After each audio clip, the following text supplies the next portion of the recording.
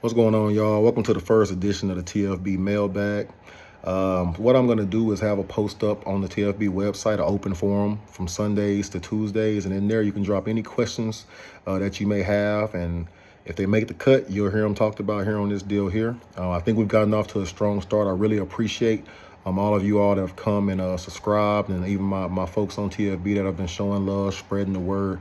I really appreciate you all. I know we're one of the smaller communities, but as you all know me by now. It's not about quantity for me; it's about quality, and that's with everything. And I appreciate you all. I enjoy getting to do this, continuing to grow, and I hope to keep expanding, for you all, so that I continue to give you all the best content that I can.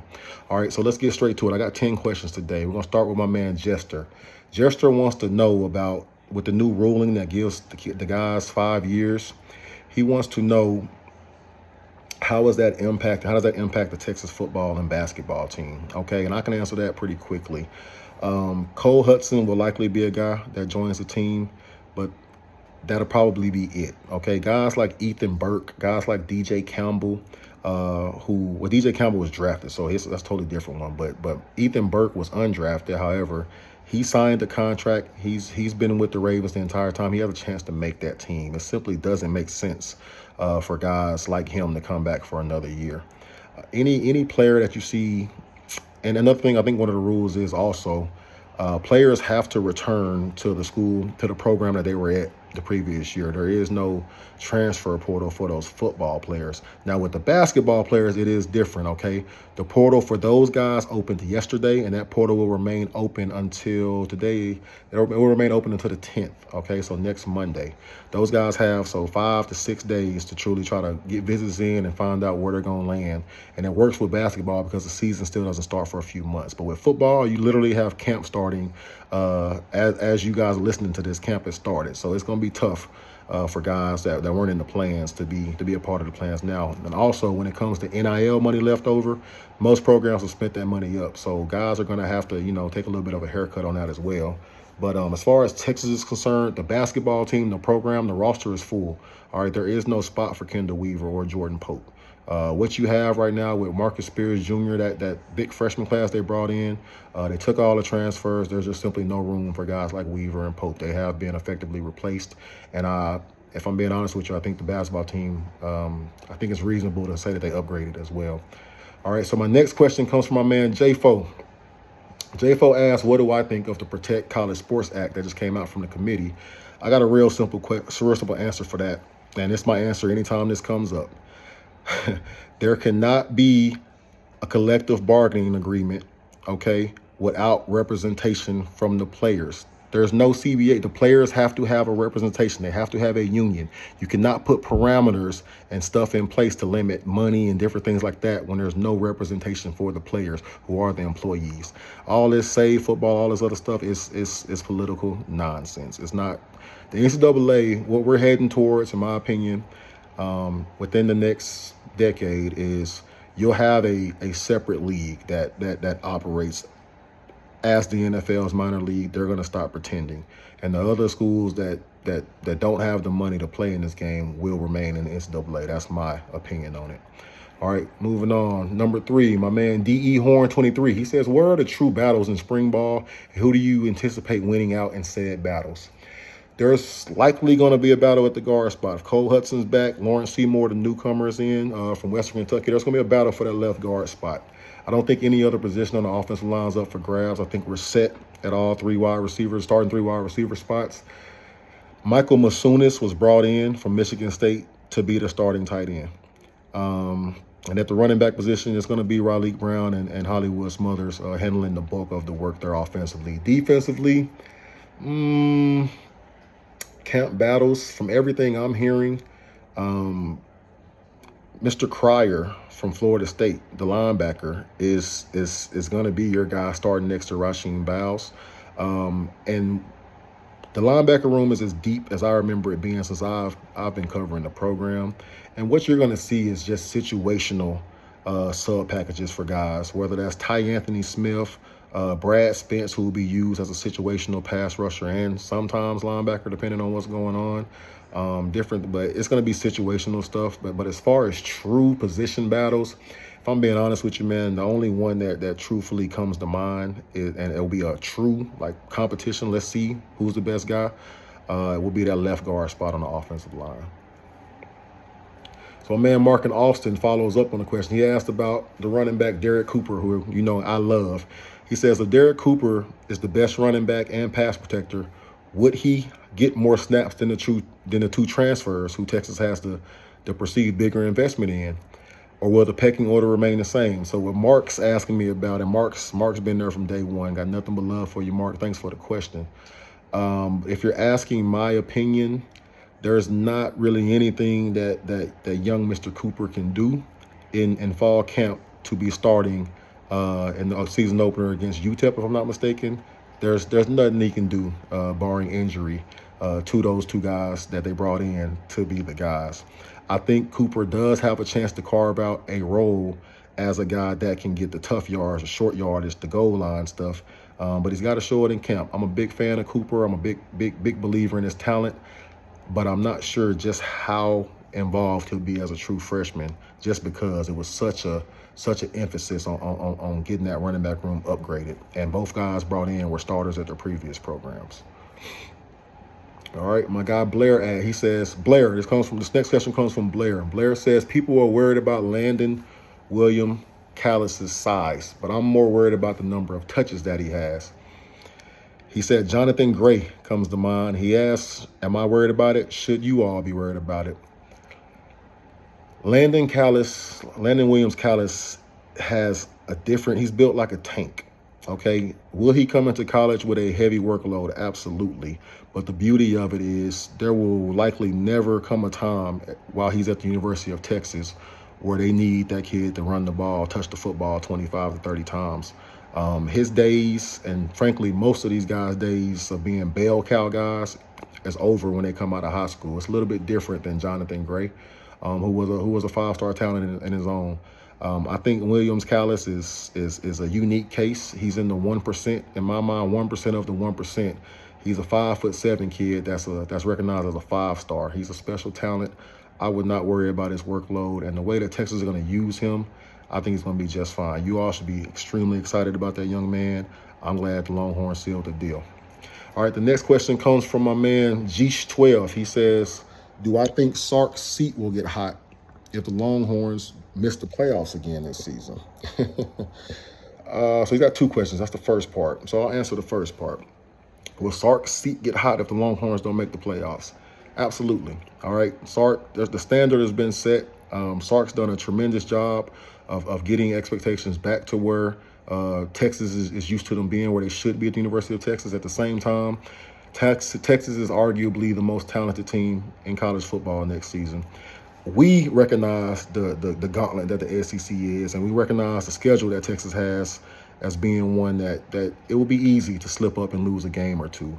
At the same time, if the Longhorns do not make the playoffs, it'd be unacceptable. And there's no other way. There's no way to work around that. All right. Second part of Jesus' question. He asked me, is there a player on offense and defense that Texas fans aren't talking enough about that may have an impact? I love the question. A sneaky name I want you guys to keep an eye on defensively is a guy that I haven't talked about much at all. But just remembering Will Muschamp and what he likes.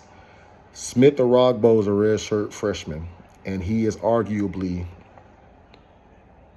I'm going to say excluding Colin Simmons, he is arguably the most twitchy edge rusher on the roster.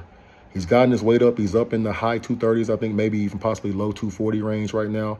And he's a guy that I've heard could be a guy that later on in the year carves out a little bit of a niche for himself. Smith Arogbo is my answer defensively. Offensively, I'm going to go with a guy that you all aren't talking about enough.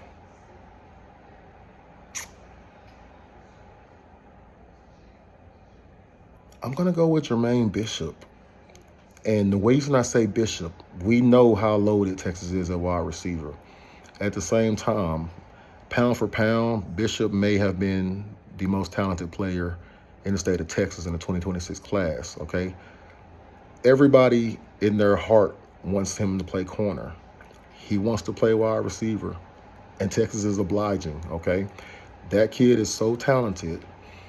Even though Texas has possibly 2 first-round picks at wide receiver on this year's roster, I think he will be a guy that you see get 3 to 4 touches a game, and he's a guy that can make something happen. I think he could be the sneaky contributor. Also, I wouldn't rule out one of those offensive linemen being a surprise on the interior. Possibly even a guy like Jaden Chapman, but that's much more of a long shot than I think one of the skill guys making an impact. All right. The next question comes from my man Jay Watson 548. Outside of the Ohio State game, what are 3 games that could potentially be scary or be pitfalls for the Longhorns this upcoming season outside of Ohio State? For me, I've been side-eyeing that Tennessee game, man, that comes after the UTSA game. Not necessarily because, Tennessee's anything special, but I don't think Texas has ever played at Neyland Stadium. There's also the factor of Arch Manning being the quarterback. Peyton Manning is a legend in the sport of football and at the University of Tennessee. That place is going to be rocking, and it's an 11 o'clock kick on the road. You never know. So 11 o'clock kick. It's going to be hot. It's going to be loud as crap. I think Neyland may seat 110,000. It's going to be crazy in there. They're going to be fired up that Texas is there. Tennessee is a game that I have my eye on that worries me slightly. The next one I would say would be Missouri. Why? Because that's another road game, okay? Missouri hates Texas. They absolutely hate Texas. Cannot stand the Longhorns. And I can't say that Texas necessarily returns that energy. Texas fans don't feel the same way about Missouri as Missouri feels about Texas, and that's another road game. So that's one I'm worried about. And then the last one would be maybe not much of a surprise, but right after that, Texas is going to Baton Rouge, and that's going to be a night game at LSU. I don't remember Texas ever playing at LSU. That's going to likely be the craziest environment that those guys have been in. And I think Death Valley at night in November is not a place you want to be. And Texas is going to have to find a way to come out victorious after playing against Missouri, who's going to throw everything at them the week before. So those will be my three games that I'm eyeing outside of the Ohio State game where I'm a little bit nervous. There's 3 road games: at Tennessee, at Missouri, and at LSU. Man, Texas got a hell of a schedule this upcoming season. All right, moving on. All right, my man Mountain Horn. Got 3 questions left. My man Mountain Horn, he wants a prediction on where the Arch will be in New York for the Heisman ceremony at the end of this season. All right. He also wants to know what position group on offense dictates the ceiling for this year's team and why. And lastly, he got a 3-parter here. Do you think we see improvement on the penalties from last year or a continuation? All right, so let's start with Arch.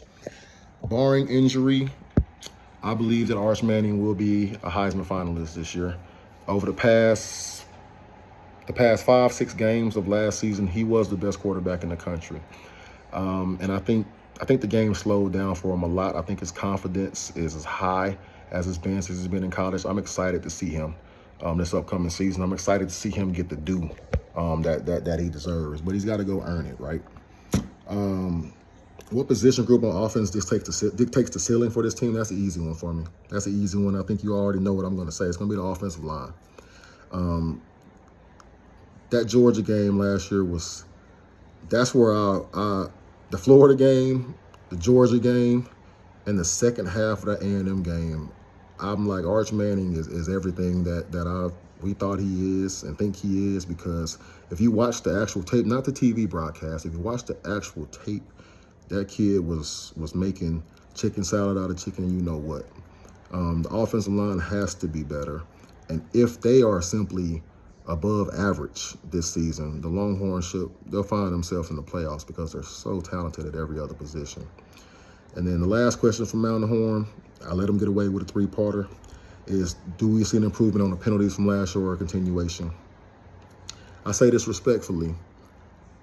every coach has their strengths and weaknesses. Texas has not been a disciplined football team from a penalty standpoint throughout this current head coach's tenure. That's just the truth. My expectation is that's not going to change. That's just simply who they are.